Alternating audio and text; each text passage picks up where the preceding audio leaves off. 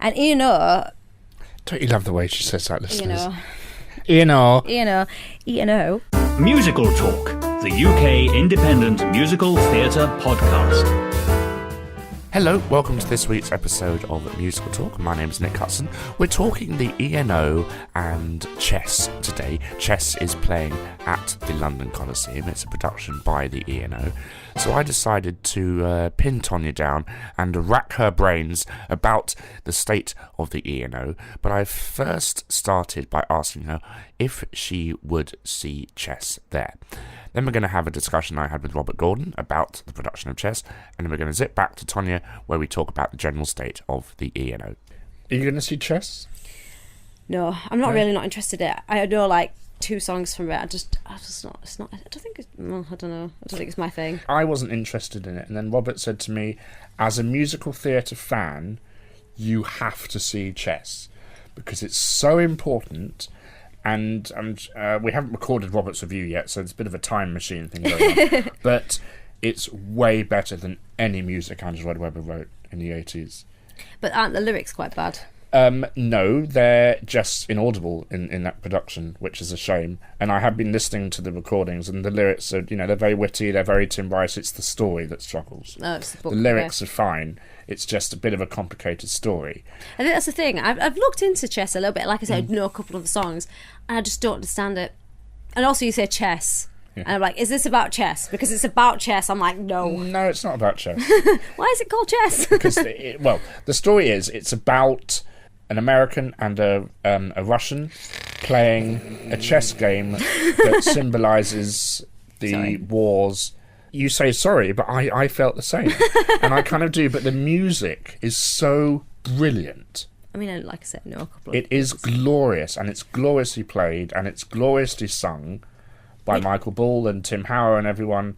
And you're never going to see a production like this of Chess ever again. Well, I think that's it, because it's just not revived very often. Talking about Chess, today there will be, today, this is ages ago. By the time that any listener hears this, it'll be 3 weeks ago. Our lovely Michael Gordon Shapiro wrote a Song of the Week about One Night in Bangkok from Chess. Is that one of the songs you know? No, I don't know it. If I were to say it's a rap song, would that be of interest to you? Oh, I might go and check it and see what it's like. So yeah, that's gone up today. We are still doing the Song of the Week. There was a mini hiatus in the middle of about 5 weeks. Song of the Week asterisk, I think. Song of the Week when we can be bothered. When we've got time. Yeah, I've been off, haven't I? Doing other things, so I've not been able to do that. But we are doing that. Please check it out. Yes.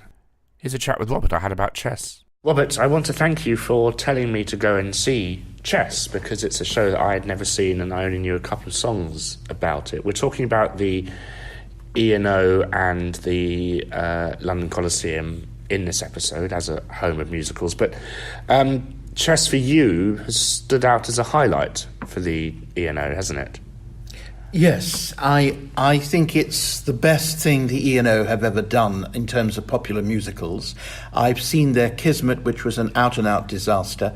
Michael Ball laughs about it now. It's the stuff of legend. Balls it up, you could say. Well, he didn't balls it up, but he laughs about the production. It was appalling.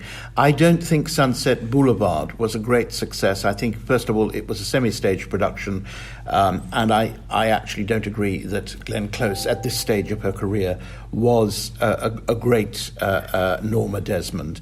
I think she couldn't really hit the notes, and she's a great actress, but she's wrongly cast, I think, because she's too tough and she's not vulnerable, really, as a performer, and so she's wrongly cast as Norma. And you do expect someone to really, if it's done in a concert staging, to really hit the notes, and she can do it, but she can't.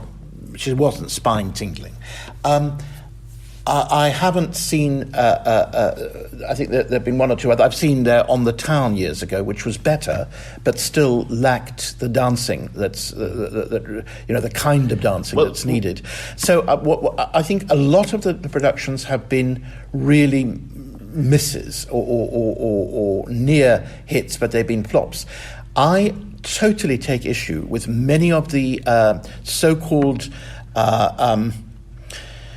critics. The so-called high-level critics in the high-tone newspapers, because I think they've totally missed the point about chess. I'm just looking at the stage. Tim Barno in the stage said that the singers couldn't hit the high notes, and that's absolute rubbish. I have seldom heard a musical that well sung. Michael Ball was superb. The woman who Cassidy Jansen was superb, I thought. Alexandra Burke sings very well. Her acting wasn't as good, and quite frankly, I thought that Tim Howard was a revelation, and sang it both like a rock performer, which it was written to be sung by, and like someone doing musical comedy, musical theatre at a very high level. I also think that the piece itself is possibly the most sophisticated of the 1980s musicals, and I include in that Phantom of the Opera. Well, I'd never seen it before. I went to see it thanks to you, Robert, with you, Robert, thank you. And I love the music. I thought it's a bit dated in the fact that when this show came out, it was absolutely of that time. The music was of the time, and now it's seen as a bit of a museum cult musical, in my mind. A lot of the storytelling was confused because I couldn't hear a lot of the lyrics, but because I didn't know a lot of the lyrics, to me a lot of it was lost. But the music is so brilliant, and it's miles better than anything Andrew Lloyd Webber did with Tim Rice. What really gripped me, though, was it's a very technological production, isn't it, Robert? And I don't think we've ever seen that at the ENO before. Yes, and some of the critics actually objected to that, which I think is really stupid. Obviously, they've never sat anywhere further back than row 10 in the stalls, because if you're sitting in the upper circle, as we were, you really need the projections at certain times to give you close-ups of the acting. And I thought that it was well done and very appropriate. Also, I thought no one mentioned the excitement of a huge orchestra. Yes. This is the not best bit for me. This is not a pit band. This is a huge orchestra giving a kind of symphonic background to what is both rock music and symphonic. The other thing is, I don't think most critics realise that ABBA is not just a pop band. Bjorn and Benny actually write some quite serious music and have indeed written something close to a folk opera, Christina von Duvemola, which is a huge success in Sweden but not known here. And I think the critics storm in thinking that they understand all that there is to understand about a musical like Chess, and quite frankly, they haven't done their homework. How did it compare to the original production? I saw the original production. I have very vague memories of it. I think that production was very confused. Trevor Nunn had taken over from a dying chorus line guy. Michael Bennett. From a dying Michael Bennett. And it would have been really interesting to see what Michael Bennett might have done with it. But Trevor Nunn, I think, coming in at that moment wasn't perhaps the right director. I do remember it had a tilted chessboard. I don't remember much else about it except the pop songs. I remember Elaine Page and Barbara Dixon, but that was pop chart, really. Singing, wasn't it good? Wasn't it, And had you seen production since, like the concert production? I've only seen a concert production at the Albert Hall, which was exciting, but not like this. This gave you a sense of the piece as drama. And I would like to challenge the critics who think the book is weak. Yes, if you regard this as a piece of realistic storytelling, the book is weak. But this is not a piece of realistic storytelling. This seems to me to be a concept musical. Now, if it had been written by Sondheim, everybody would be going, isn't Especially it... you, Robert. Yes, I would too. Isn't it sophisticated? But actually, I can see that this is extremely sophisticated. I agree with you. This is the best pop music, I think, ever written for a musical, because ABBA are superb musicians. And... I think the critics patronise it because they think, Tim Rice is just commercial and ABBA is just a pop band. But it is interesting how it was an album first, much like the first Les Mis was, then Jesus Christ Superstar, then Evita. Jesus Christ Superstar, a long time before Les Mis. But it's kind of the fourth version of that, let's give the people the songs first. And my issue with it was, as I said earlier, was I didn't understand a lot of what was said. And I know Tim Rice has said you have to listen to the lyrics, but they were very difficult to hear in that venue. Well, that's the fault of the production. I heard most of the lyrics, but then I have heard them before. I don't know the piece well, so I don't know every lyric, but I do know more or less what the lyrics are about. Well, it's still playing at the ENO, not for long though, but you can go and see it if you haven't.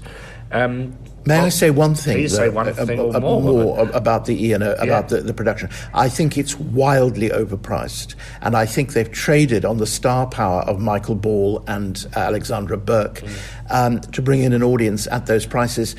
What I paid was modest. It was £51 and I had a good seat in the upper circle. However, to ask people... What I paid was even more modest. Yeah, but to ask people to pay something like £200 to sit in the stalls, of course it's not going to be full. And that's the reason why they've shot themselves in the foot. If they'd had more tickets at lower prices, they would be absolutely full every night. Well, Tonya and I talk about that and all the other musicals that have played the London Coliseum. And here's that chat now. We have a cup of tea and it's the summer. Cup of tea. Cup of tea. Here's a cup of tea for all.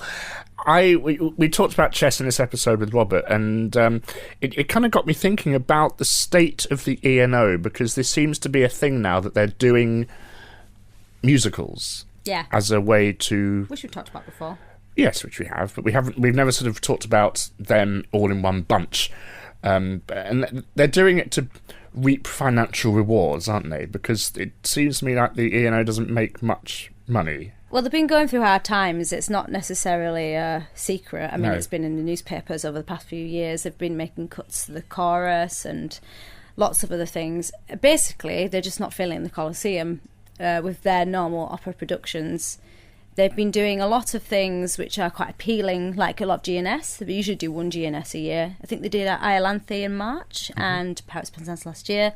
They've been doing some very strange and rather avant-garde opera productions to try and push boundaries. And the other thing they're doing is musicals, because they're in the West End. And what sells in the West End? Musicals. Musical theatre. Harry Potter plays. Something I was looking at recently, it was like the amount of people that have been in the West End who've been to the theatre in the West End last year is massive compared to the amount of people who go watch opera. This is also interesting because I was thinking yesterday, the big shows that I used to get excited about going into the big theatres are just not selling anymore. You know, when I was young, the Palladium was the place to have a show. And all we have to look forward to for the Palladium now is a production of The King and I, which is all very well and done, but I don't see that selling, but hopefully I'll be proved wrong. And then the Palladium pantomime comes back. Yeah. Which was the highlight of my year. Which sells. Yeah. I think that's the thing. It's funny. The Palladium seems to be steering back more towards that pantomime and variety, because maybe it's what sells better. They've had a lot of kind of relatively short-running musicals at the Palladium. I remember days of Oliver running there for 5 years and Chitty Bang Bang running there for 5 years. Sister Act, had a reasonably healthy run there, but it just seems there's been a bit of a shift, and I think it's down, to the ticket prices, and these theatres are massive, so therefore the prices have to be massive. Because I saw Bat Out of Hell, to go back to the ENO, which was their show last summer.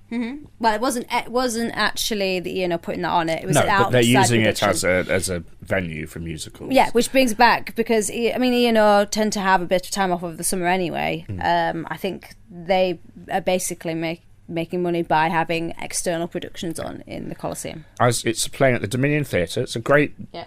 It's so bad, it's good. I could say that about Bat Out of Hell. It does verge on operatic at times, so I'll let Tonya see it and discuss that with me. But it was a Tuesday night, fair enough, and it was half full. I'm going to say half full because I don't like saying half empty. The reviews have just come out. They were okay. And a show should not be that empty so close into its run. And I'm worried about it because I love the show and it's in the perfect theatre.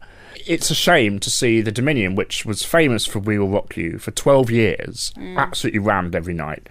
So anyway, I just want to talk about the ENO, the Coliseum, the biggest theatre in the West End. Go back to your concerns about Bat Out of Hell. I don't think you've ever got anything to worry about. The West End is the healthiest it's ever been. Box office figures are the highest they've been, I think, for 14 years. Apparently 15 million people went to the theatre last year. I mean, to see Hamilton. I literally think it's the people that go to the opera and classical music is a fraction of that. Because this year, the Arts Council were talking about where they put the funding and what they put the funding into. And there was lots of arguments about whether the opera world or the classical music world should be having as much funding as they're getting, because they're getting an awful lot of it, like massive chunk. I think it's about 40% of it, or even possibly even more. So, I mean, I was talking to a friend about this, and I was saying that the opera world could learn a couple of things from the West End, because West End theatre just sells. I mean, you were saying that Bat Out of Hell was half empty on a Tuesday night, but the majority of West End shows, I mean, look at Les Mis, it's been running for years. Phantom's been running for years. I think they're institutions, though. It's like the Mousetrap. You don't go to the Mousetrap for the story, or Les Mis for the story, or Phantom for the story, or even the music. You go for I'm going to London, so I have to go and see Phantom. I mean, we've got those long-running shows, but I mean, I guess that they're not just keeping the West End afloat. It's these new shows that are coming through. Here's a fact to make you feel old. Wicked is 15 years old this year. Shut up. I feel old. I'm older. I remember that opening. I think I went to see it in 2007. Goodness me. Well, 2003 it opened in America, yeah. So it hasn't been here for 15 years, but I don't see that going anywhere. I want to talk about kind of going back and look at the memorable musicals, some of which we've seen, some of which we haven't seen, of the ENO / the London Coliseum, because this is a theatre that has just kind of cropped onto the landscape in the world of musical theatre within the past couple of years. Because it's doing more musicals. And it started off with a high with Kismet. That was a long time ago. That was ages and ages and ages ago. That was an experiment. I don't know anything about this except for that it was a complete disaster. I prefer your term experiment that you nearly was said. it 2007? It was ages ago. No, but it was ages ago they did that. I think they've done musicals dotted in amongst their things, but they've really been pushing their musical theatre, because you have to look at with the location where you are. They are in the centre of Theatreland. They're competing with the West End theatres, but not only that, they're competing with the Royal Opera House. Now the problem with ENO is that they do opera in English, and your hardcore opera fans are often a little bit snobbish about that, but because or against that, because they would rather hear it in their original language. So if you're going to think, well, I'd rather hear opera in the original language, will I go to ENO or go to Royal Opera House? I'll go to Royal Opera House. So a lot of hardcore opera fans already have their place where they go. It's the Royal Opera House. ENO, they tend to... I mean, they have a different audience. I think they're trying to appeal to a wider audience. They're trying to appeal to the more West End audience. That's why they do operas in English. You know, trying to make them more accessible. But I think some of it is down to the failure of the marketing campaigns behind who they're aiming their shows at and getting the audience in. And some of it is the fact that they also don't appeal enough to the opera-going fans. I think they tend to alienate the opera-going audience, and they don't appeal to the West End audience. I think that's personally why ENO are suffering. And I think that's why they're not selling tickets. Another reason is I think that the Coliseums are too big a venue for them. They're not selling the tickets for their opera productions enough. The only productions that are selling well are the musicals, which is why they're doing them. I think some of the ticket sales for Sweeney Todd are the best they've had in a long time. When I went to Carousel, I went towards the end of the run. It was full. Yeah. What was the audience like for Chess when you went? Capacity-wise? Yeah. It was... Because I went with Robert, and... he went before the reviews came out and said it was rammed, and then he and I went together after the reviews had come out, and the reviews they were negative to mixed, I would say, for Chess, and it wasn't as busy as he was expecting it to be, so I think the reviews might have put people off going to see Chess. The upper circle where I was sat was full. Yeah. There were some empty blocks in the stalls, but when you're charging £100 for tickets... Top price for tickets. The thing is, that's the thing, they're charging... Well, it was slightly empty. They're charging the opera going... Like, you know, cause the operas, their tickets are really expensive, it's like £200. It's a premium venue, though, yeah, it is a premium venue, so they're still charging the top prices for the tickets. So that doesn't surprise me where it's slightly empty. I think that the problem is... the musicals are not appealing to the musical theatre going audience. I think they're appealing to like people who might be mildly interested in seeing production. Like the thing is, they've been choosing productions a bit interesting, like Sunset Boulevard is interesting because it's not really done very often. Chess is not done very often. So I think it kind of appeals to those people who go, oh, I haven't seen that. Oh, before, so I'll go. They're also doing shows that are quasi operatic. Yeah. Like Sunset Boulevard, Which makes Sweeney sense. Todd. Carousel, not so much. No, it's quite operatic. And Bat Out of Hell. Well, that's not using ENO though. No, but I'm talking about the venue being used to stage musicals.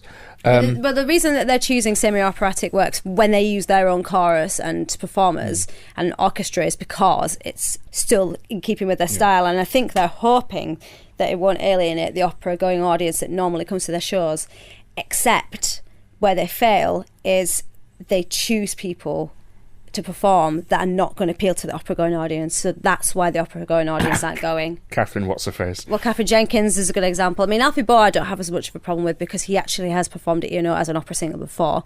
I mean, you've got Michael Ball performing. I guess I don't really have too much problem with him because he's a proper musical theatre performer, but some opera singers might have a problem with him. Alexandra Burke, was she in it? Yes. I guess I don't have a problem with her, but some opera-going audiences would have a problem with her. I think that's the problem. But they're not putting her in operas, though, are they? No, but I still think that would alienate an opera-going audience who would normally go to that venue because they will probably think, oh, it's not going to be as high quality as it should be. At least they're choosing people this year that are up to the same standards as performers in the West End.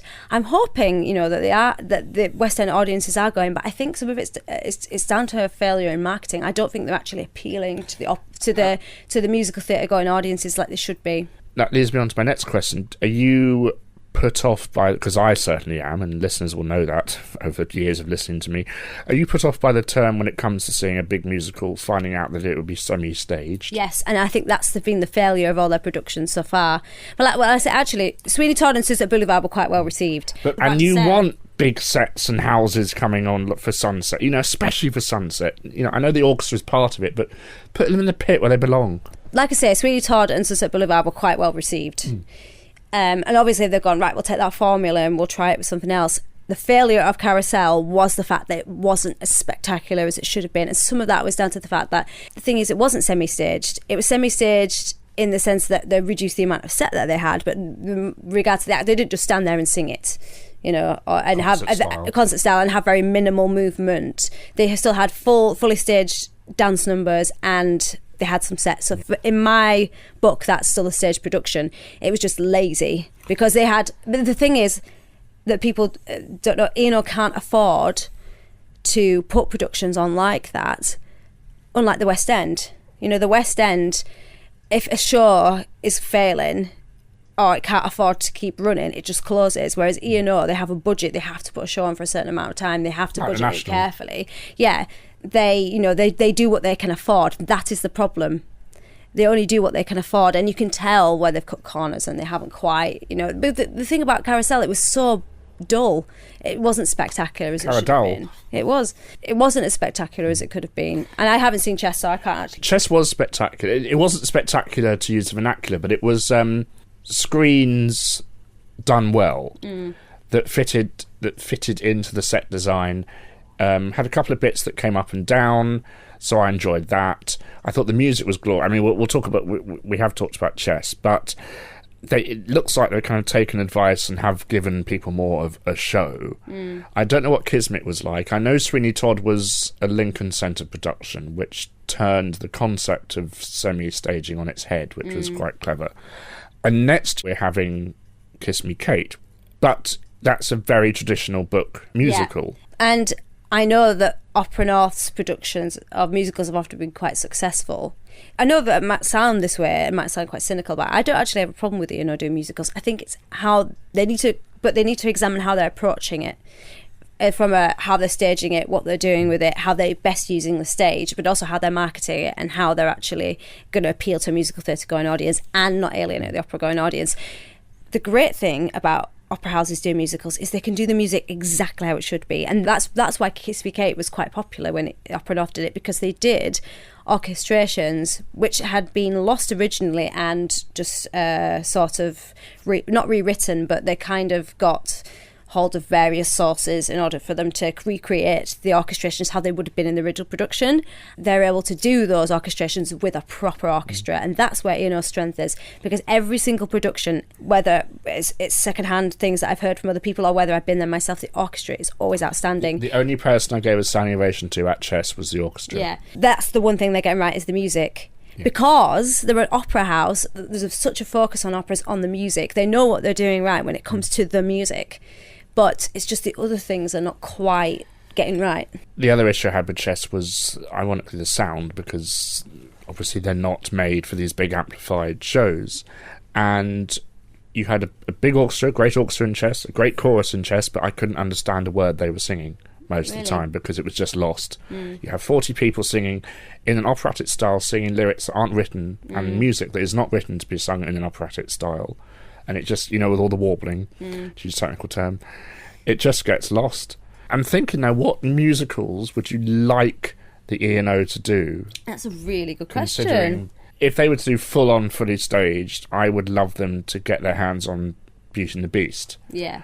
With a 90-piece orchestra. I know this is probably quite boring for some people, but I would love to see West Side Story, but with the original orchestrations done properly, because that's what they're good at. They're good at that. But a fully staged production of that would be spectacular, because it is one of the best shows, in my opinion, for dancing, singing, acting. It's got everything. It's also going to appeal to everyone, because, it's such a timeless story. You can't do anything new with it. No, that's true. I guess they could do a fully staged production of it. The set wouldn't be too extravagant. It wouldn't be much of a push for them. You could hire operatic singers to do the lead roles and get musical theatre people in to do the more dancey roles. Then you're going to appeal to the operatic audience, you're going to appeal to the musical theatre audience. I think that's the perfect show to appeal to everyone. Look at the Proms this year. Proms have got it right. The Proms are doing a production of West Side Story. They know that it's the kind of music that's not going to alienate a prom-going audience, but it's going to excite a musical theatre-going audience. Look at the people that, Sierra Boggess has dropped out, but look at the people they're attempting to cast in the show. Nothing to do with Bernstein's 90th also there's year that too. or centenary or whatever it is. But that appeals to the classical music crowd, and it appeals to the musical theatre crowd. They're getting that right, 100% right. They need to pick shows that appeal to both audiences, and there are plenty of shows. But this is the other problem as well. So besides the fact that it's a failure on ENO's part to pick the right production, stage it in the right way, appeal to the right audience, it's also the type of theatre they're in. And now, I've said this before on the podcast, I think they need to move out of the Coliseum.